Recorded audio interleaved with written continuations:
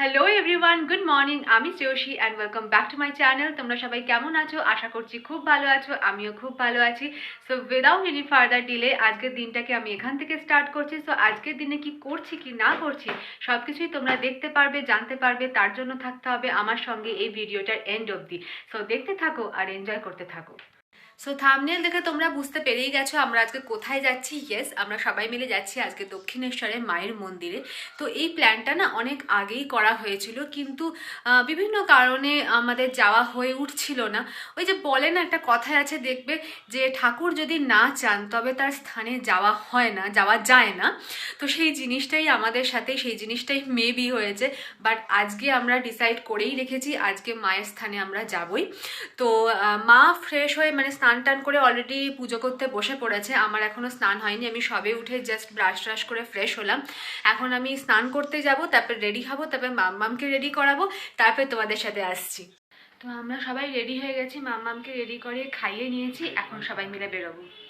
তো আমাদের বাড়ি থেকে দক্ষিণেশ্বর খুব একটা বেশি ডিস্টেন্স না, তো অটোতে গেলেই সুবিধা হয়। তো এখান থেকে অটো স্ট্যান্ডও কাছে। তো এখন অটো স্ট্যান্ডের দিকে যাচ্ছি, অটো করেই রওনা দেবো দক্ষিণেশ্বরের দিকে। তো রাস্তায় লোকজন খুব একটা বেশি নেই। অ্যাকচুয়ালি আমরা অনেক সকাল সকাল বেরিয়েছি। তো কি বলতো, যত সকাল সকাল মন্দিরে গিয়ে পুজো দেওয়া যায় না তত ভালো, কারণ ভিড়টা তাহলে কম পাবো আমরা। তো ভালো করে পুজোটাও দিয়ে আসতে পারবো, সেই জন্য সকাল সকাল বেরোনোটা। আর একটা কারণ হচ্ছে যেহেতু মাম্মামকে নিয়ে বেরোচ্ছে, সেই জন্য যত সকাল সকাল গিয়ে তাড়াতাড়ি পুজো দিয়ে বাড়ি ফিরে আসতে পারবো তত আমাদের পক্ষেই ভালো। তো আমরা অটোতে উঠে গেছি। হ্যাঁ, তো একটু কিছুক্ষণ পরেই অটো ছেড়ে দেবে। তো লোক না হলে তো অটো ছাড়বে না, তো কিছুক্ষণের মধ্যে অটো ছেড়ে দেবে। এখান থেকে দক্ষিণেশ্বর বেশিক্ষণ টাইম লাগবে না, খুব তাড়াতাড়ি আমরা পৌঁছে যাব। তো এখন অটোতে উঠে গেছি।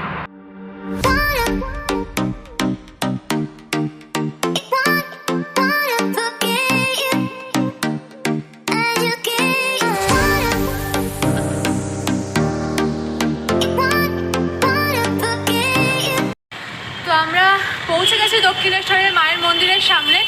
এখন এই ফ্লাইওভারটায় উঠছি, এসকেলেটর দিয়ে উঠছি, ফ্লাইওভার দিয়ে যাব। ভাবছিলাম নিচেতে ফ্লাইওভারের নিচ দিয়েই যাবো, কিন্তু তারপর ভাবলাম প্ল্যান চেঞ্জ করলাম, না ফ্লাইওভারের ওপর দিয়েই যাই।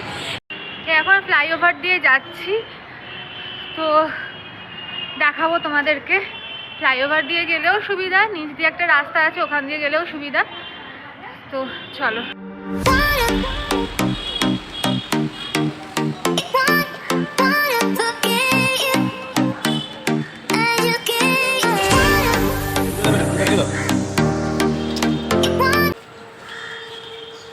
এখানে সব পাশে পাশে এরকম ডালি বিক্রি হয়, এরকম দোকান আছে সব ফ্লাইওভারের ওপরেই, এগুলো সব আছে। কিছু কিছু দোকান বন্ধ আছে, আবার কিছু কিছু দোকান খোলা আছে। এখান থেকে সব পুজোর সামগ্রী, ডালি ফালি সব পাওয়া যায়, তোমরা এখান থেকেও কিনতে পারো।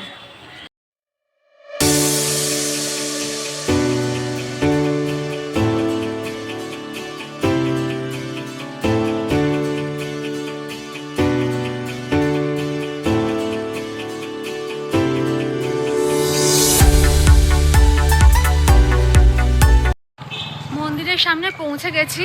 এখন ডালা নিয়ে তারপরে মন্দিরে ঢুকতে হবে। কি বলতো, মন্দিরে তো ফোন অ্যালাউ নেই, সেই জন্য ফোন নিয়ে তো ঢুকতে পারবো না। তো মন্দিরের বাইরে অবধি কি হচ্ছে কি না হচ্ছে তোমাদের সাথে নিশ্চয়ই শেয়ার করব।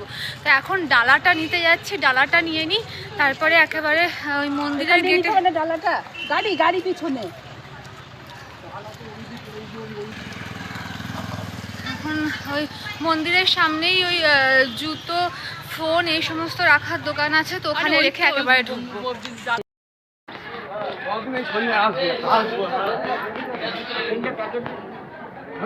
যে এখান থেকে ডালা কিনবো।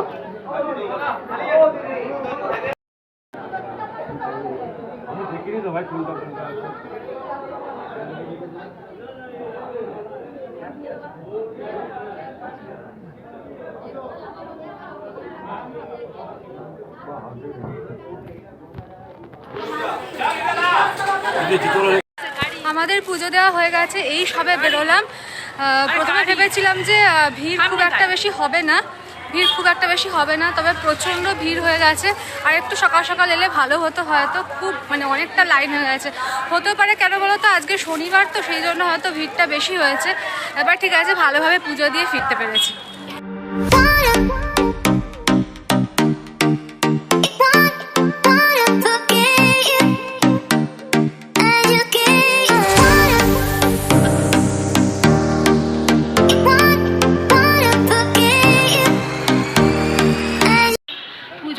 হয়ে গেছে, এখন ব্যাক করছি আমরা।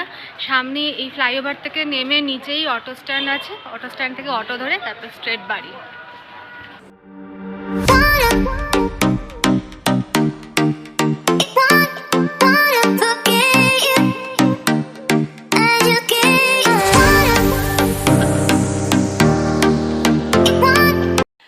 ফাইনালি বাড়িতে ঢুকে পড়েছি, ফ্রেশও হয়ে নিয়েছি, মামকেও ফ্রেশ করিয়ে জামা চেঞ্জ করিয়ে দিয়েছি। তো একটু টায়ার্ড লাগছে, কারণ উপোস ছিলাম তো, একদম নির্জলা উপোস। অবশ্য অতটাও টায়ার্ড লাগছে না, কেননা বিয়ের আগে থেকে আমার একটা হ্যাবিট আছে যে কোনো বাড়িতে পুজো হলে বা পুজো দিতে গেলে আমি এরকম নির্জলা উপোসই থাকি। তো অতটা আমার অসুবিধা হচ্ছে না, একটু টায়ার্ড লাগছে বাট অতটা অসুবিধা হচ্ছে না। তো যাই হোক, বাড়িতে চলে এসেছি, এখন মামকে একটু খাওয়াবো, খাইয়ে ওর ঘুম পাচ্ছিল, তোকে ঘুম পাইয়ে দেবো।